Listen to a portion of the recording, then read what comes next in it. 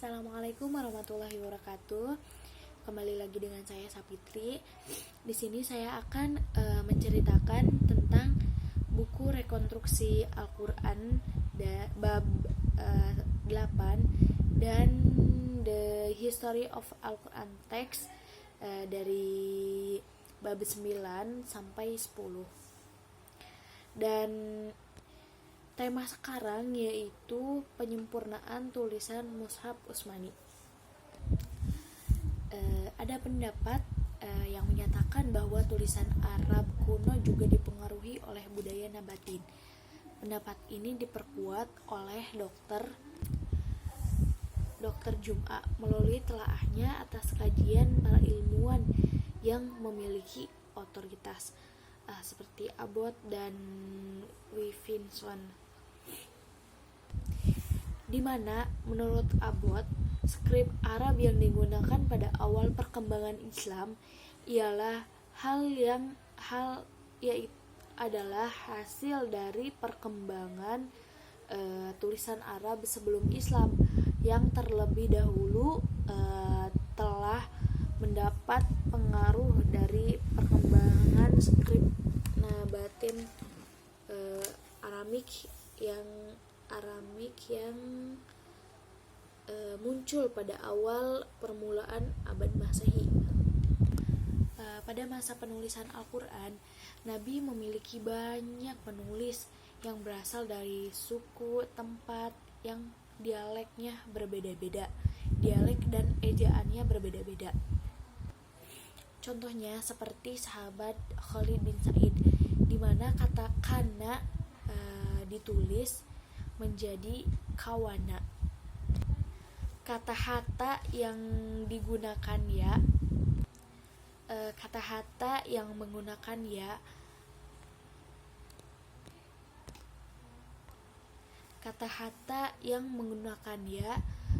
ditulis menjadi kata hata yang menggunakan alif atau hamzah. Kemudian pada Rajim bin Anas As-Salamani, Nabi memerintahkan untuk menulis kata hata sama seperti yang ditulis oleh Khalid, dan untuk menggunakan huruf ya pada kata biadihi dan goirihi.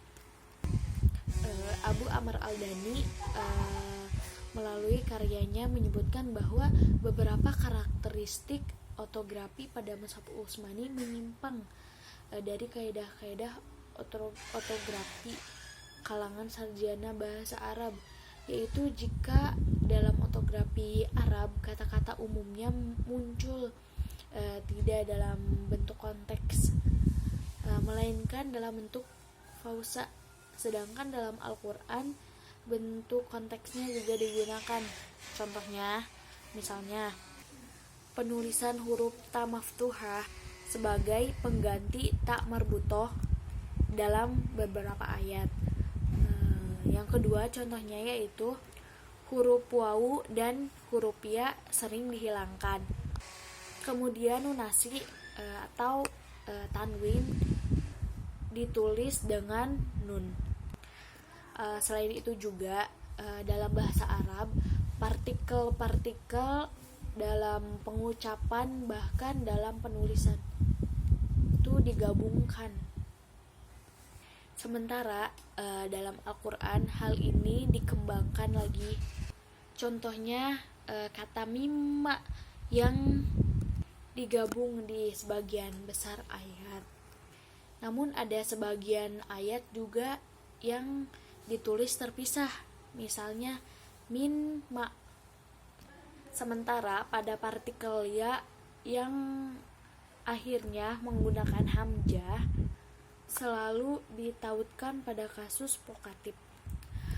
Melalui bukti-bukti itu, Al-Dani mengatakan bahwa ia tidak pernah mendengar atau menemukan kasus-kasus tersebut